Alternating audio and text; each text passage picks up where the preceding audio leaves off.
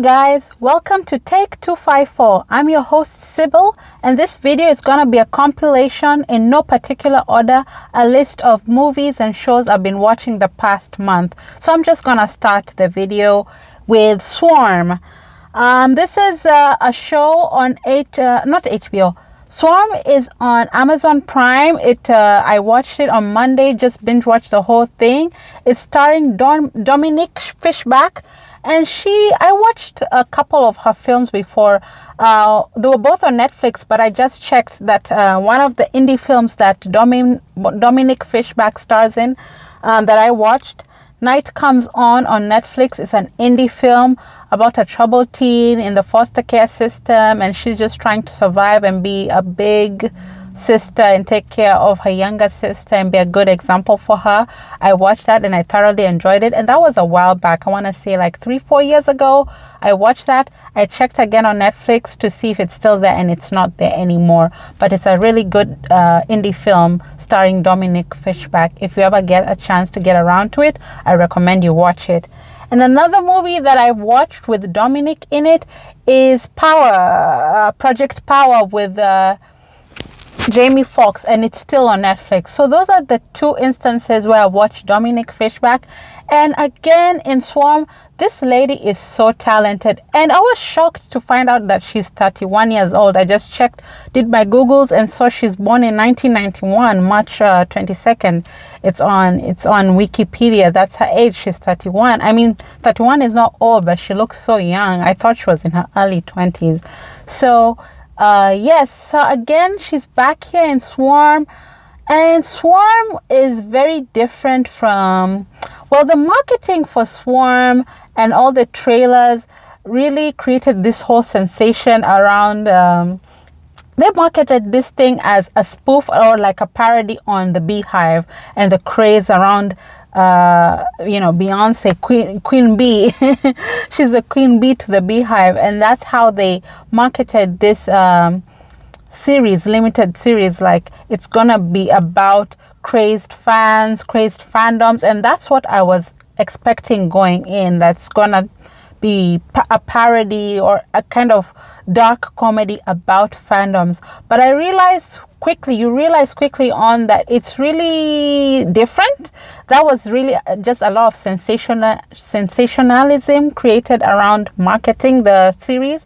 But when you watch it, it's really about a serial killer, a female serial killer, and it's different. I don't know how I feel about Swarm. Like, one thing it has going for it is that I couldn't look away, so I watched the whole thing in one sitting, and it's an easy binge watch. And my favorite episode was actually episode 6, which didn't have Dominic in it, and it's so hard to determine what about Swarm is real, what about Swarm is just parody. But it's produced by Donald Glover, who stars in Atlanta, which is also a show he executive produces on. And Donald Glover has a very solid fan base. I've never watched Atlanta, and I'm likely not to. I've tried to check it out before. It just not my vibe. It didn't hold my interest. But Donald Glover has like a really solid fan base, and the people who get him really get him and are really into him. So he's one of the producers here, and he has that eclectic vibe, and so does Swarm. It has a very eclectic vibe. I like what Dominic does as an actress. She's very talented, but as I said, the marketing around this series really did the heavy lifting for the series, and it does have its funny moments. Like, it's a dark comedy. It's quite funny. There's an episode with some strippers where Dominic's character, her character keeps changing names every episode, so it's hard for me to even remember who she is in each episode. She takes on different personas from episode to episode and gives herself different names as she moves around from town to town throughout the series. So one of the funniest parts of this series is when she's with a group of strippers, and their whole like when she's with a group of strippers and how they interact, that was funny. I like the strippers. They made an impression on me. And also we have Michael Jackson's daughter. She also shows up here. We have Billie Eilish who shows up here. Billie Eilish, I think, did a really good job. Like, if she ever gets tired of singing, or it's just not working out, the music career is not working out like it used to, she has a promising career in film. Like, she can act. She did I was really convinced like this girl could be a cult leader, because that's what she was playing. She was giving like a very Charles Manson vibe, but the female version of it, and she did a good job. I liked her. I liked that episode where she and Dominic's character were interacting. I think she did a really good job in that episode. And Chloe Bailey, there's a lot of controversy with the first episode, with the sex scene that she's in. I didn't even realize it was her at first. Like, I didn't even know Chloe Bailey was the one doing that. I just thought it was some random chick until later on in the episodes when I realized, oh, that was Chloe Bailey. And we have to get used to the fact that Chloe Bailey is grown, but it's hard. So it was a lot. But overall, Swarm, it's interesting. It's very bingeable. It's on Amazon Prime. I do recommend you watch it, if for nothing else, the comedy and Dominic Fishback's performance. She did a good one. She did a big one on this.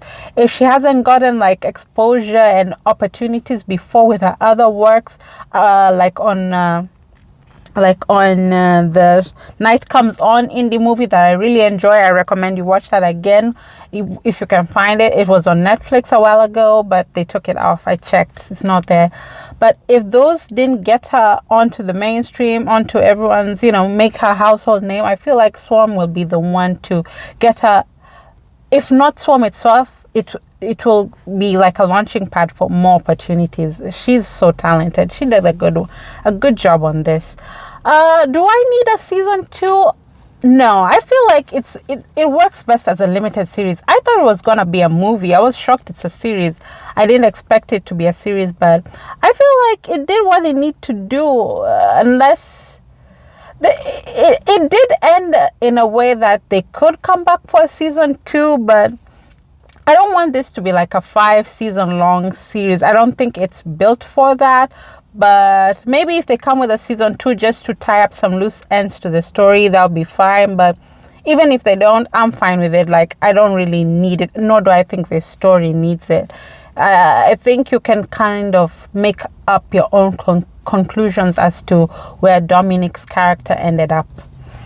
So, Unprisoned, it's on Hulu. It's starring Kerry Washington as Paige Alexander, and she's the daughter of an ex-convict, played by Delroy Lindo. Her father is named Edwin Alexander. He was in jail. He was in prison for 17 years, and before that, he's just been in and out of prison.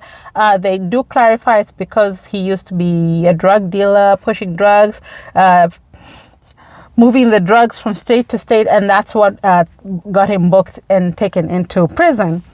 So Unprisoned is another one that on Hulu that I really enjoyed, and it was so bingeable. I watched it like last week, just back to back, all the episodes. It's 9 episodes, and I'm just like desperately waiting for season 2. Season 2 can't come fast enough.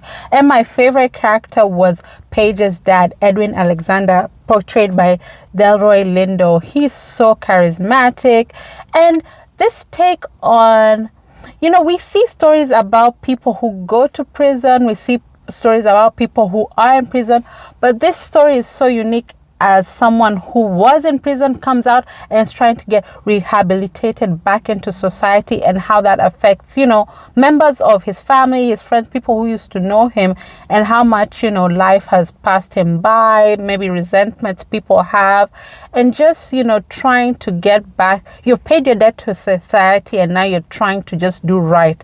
And Delroy's character, you really feel for him. Like, every time he's trying to get on the right path and move on with his life, if it's not his friends, if it's not society, if it's not government, it's like people are just keeping him down. And you see how people end up going back to prison. Like, you always wonder why, like, when people come out of prison, they keep going back and back. And this show really does a good job of portraying how it's so easy, any tiny mistake someone makes, to get them caught up and get them back to where they were, back to square one or square zero.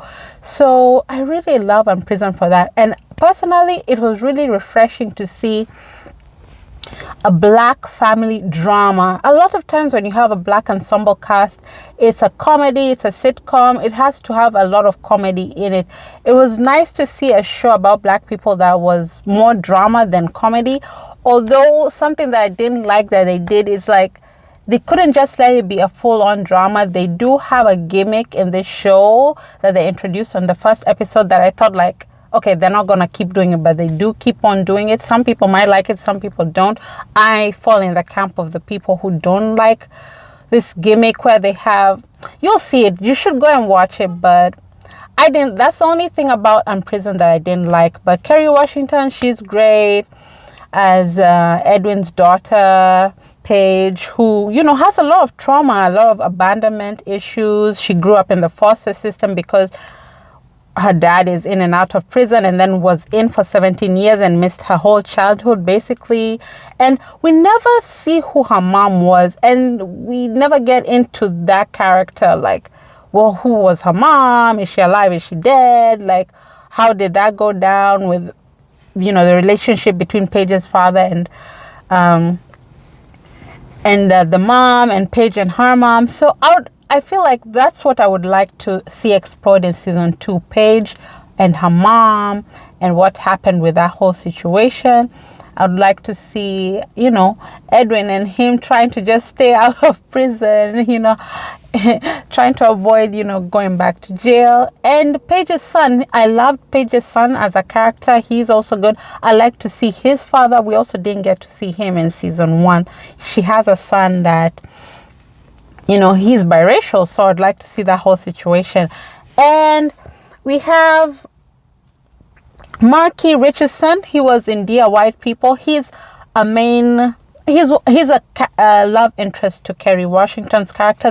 These two actors have a lot of chemistry. I'd like to see, you know, how that love story goes. They dated for a bit. They ended up breaking up before the end of the season, and it was Kerry Washington's character's fault that they broke up. So I'd like to see, will they get back together, and just exploring Kerry Washington's character's love life. Paige, her character's name is Paige. So I'd like to see what happens with Paige and her love life. And yeah, Unprisoned, it's a great take on people who go to prison, come out, have paid their debt to society, and are trying to rehabilitate themselves back into society, and how hard that is for them, and also their triumphs too. So love that show. Great acting, great show on Hulu, Unprisoned. Go and watch that. Something else that I watched that I really enjoyed, actually I watched this like recently, 2 days ago, Scream 6. I went with a friend to watch it, and I am not a fan of horror movies. I'm really scary, so whenever I see something's horror, I always feel so bad because I'm like, oop, I'm gonna have to miss out on that. But I got someone to go with me, and I really enjoyed Scream 6. It wasn't even really that scary. It was more of a comedy slasher. And I've not watched all the Scream installments. I've watched the first Scream a long time ago when I was a young kid. So I'm aware, and I know what a cult classic and what a staple in pop culture Scream is, the Scream franchise is. But I've not watched every single installment in the Scream franchise. I didn't watch like Scream 5. I don't think I've watched Scream 4. I've only watched 1 and 2, and then now 6. So if you've never watched any of the Scream installments, like the person I went with hadn't, you can feel lost and not know like what's going on. But if you're at least familiar with Scream and pop culture and what Scream means and pop culture and movies and such, you'll be able to keep up even if you've not watched every single installment in the franchise. And it was a great time. We have Jenna Ortega, you know, she's hot right now, coming off of Wednesday on Netflix, you know, one of the biggest shows they've had in a while. And she's, you know, hot as fish grease right now, and everything is about Jenna Ortega. I felt like she was okay. I didn't really see anything that made her stand out to me in this Scream. I was more interested in Chad. That was her love interest, and he's played by Cuba Gooding Jr.'s son. I didn't even know that. I was like, they look so different, and his vibe was so different. So I liked his character. I also liked Tara. She's the main character. She's Jenna Ortega's sister, older sister, who, you know, she's Billy's, one of the, you know, original Scream serial killers. She's his daughter. And I was a bit confused because, as I said, I've not watched every installment. I was like, is Jenna Ortega also Billy's daughter? Because why doesn't she seem as affected by this legacy, and why isn't the serial killer trying to get at her too? It was a bit weird about that. So I wasn't clear, like, do they have different fathers, or she just handles trauma and, you know, all this stuff differently? I wasn't so clear on that. But yeah, Scream, I thoroughly enjoyed Scream 6. I watched it recently, 2 days ago, in the theater. There were a lot of laughs. It's a funny, and Courtney Cox makes an appearance. You know, she's one of the OGs in this franchise, and her and the slasher, what's his name, Ghostface, her and Ghostface, their throwdown was great. Their face to face, them going one-on-one was great. It was like one of the highlights of the whole movie, how she handled herself. She did a good one there. So Scream 6, I had a good time. Not bad for horror, and I don't even like horrors like that. I wouldn't even classify it as a horror because I wasn't that scared. I mean, it had scary parts. The jump scares were good, and like Ghostface was so, like, I've never seen Ghostface be this effective. Like, he was moving so fast. There was a point where I was like, oh my god, who is that? Is Usain Bolt under there? Like, he was moving so quick. I'm like, how is everyone not dead in this show? Like, he was so effective. I've never seen Ghostface be this effective. Like, now he's up there with the Freddy Kruegers and the Texas Chainsaw Massacre killer. Like, he's scary. He's scary. Like, I wouldn't want to see Ghostface anywhere. Like, yeah. So Ghostface was almost like the star now of Scream 6. He did it was a great movie. I'd recommend you watch. Even if you don't like horrors, it's just not too scary, and there's so much humor also to kind of throw it off. And it's about college kids. It's youthful. It's fun. It feels fun. It has a lot of tongue-in-cheek moments. It's a bit meta, you know. They're self-referential. It's great. It's a great time. So that's Scream 6. Go watch it, and in theaters. It's worth it. And Shazam 2. I also watched Shazam 2. I watched the first Shazam. Why do I keep messing this up? I watched the first Shazam on I think it was on Amazon Prime like a year ago, 2 years ago. I know it was during the pandemic, and it was over the holidays, and I thoroughly enjoyed it. It's more of a family film, and so is this one. This one even leans more into that family film. It's good for everyone. You can go with the whole family.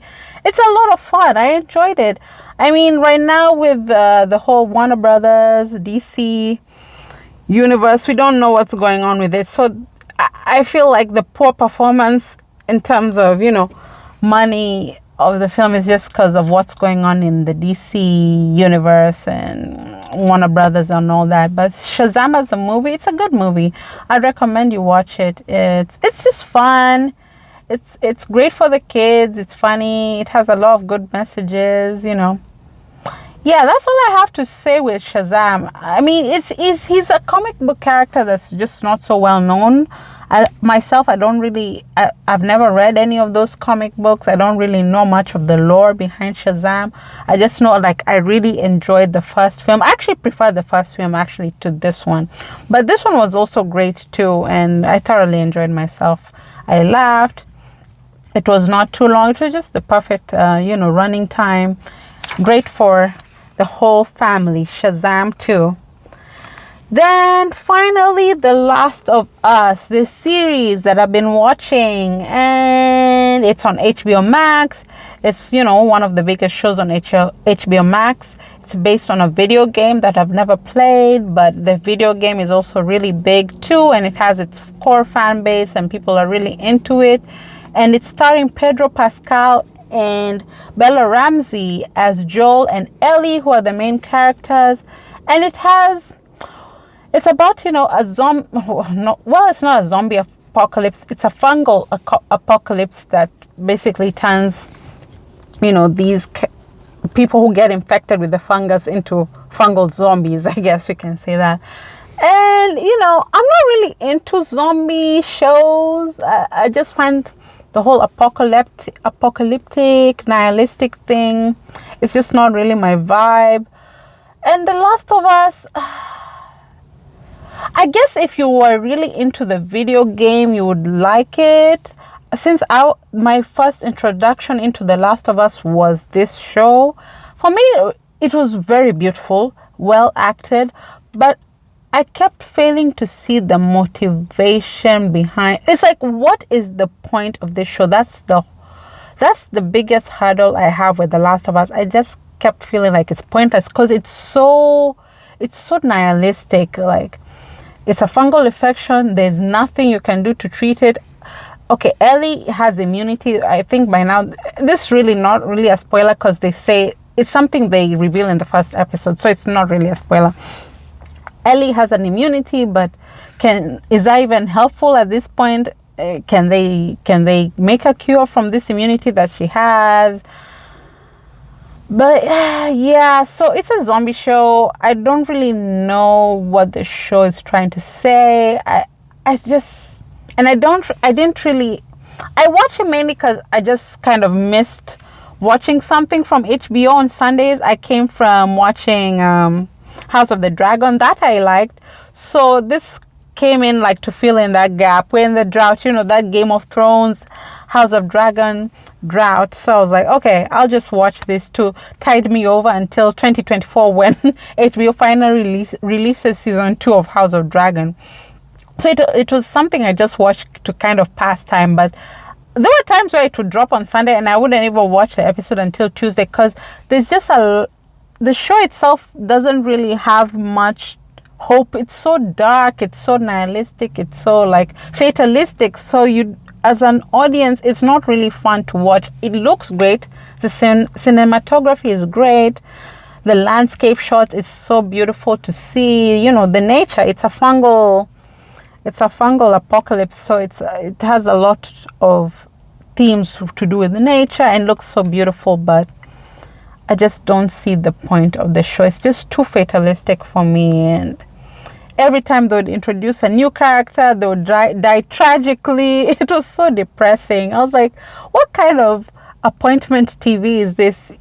House of Dragon, Game of Thrones, what really made it work was the political intrigue and the fantastical elements. They had the magic, they had the dragons, they had the White Walkers, and the mystery behind that. Who is the Azor Ahai, who is the prince that was promised. They had all that going for it. But this one, everything is final. Like, there's this fungal infection. There's nothing we can do about it. Okay, Bella Ramsey's character as Ellie, she may or may not be, a solution to this. But with everything, society has collapsed. Like, will they be able to do anything with this immunity that she has? Or is that something that only benefits her? It's not even something that they can use to create vaccinations or a cure for this thing. We don't know. So yeah, The Last of Us, I mean, it's something to watch to pass the time, but it's not something that makes you so excited just because of how dreary and fatalistic it is. So yeah, so that's what I watched in the month of February and March. Right now, I'm currently watching Shadow and Bone. I'm not done watching the whole thing, and I will do a season 2 review of Shadow and Bone up on the channel and have it up sometime soon. And kindly go and check out other videos on my channel, other movie reviews and breakdowns. My name is Sybil. This is Take 254. Don't forget to like, comment down below. Let me know, what are you watching? Have you watched any of these shows? Did you like them? And subscribe to this channel for more. Thank you.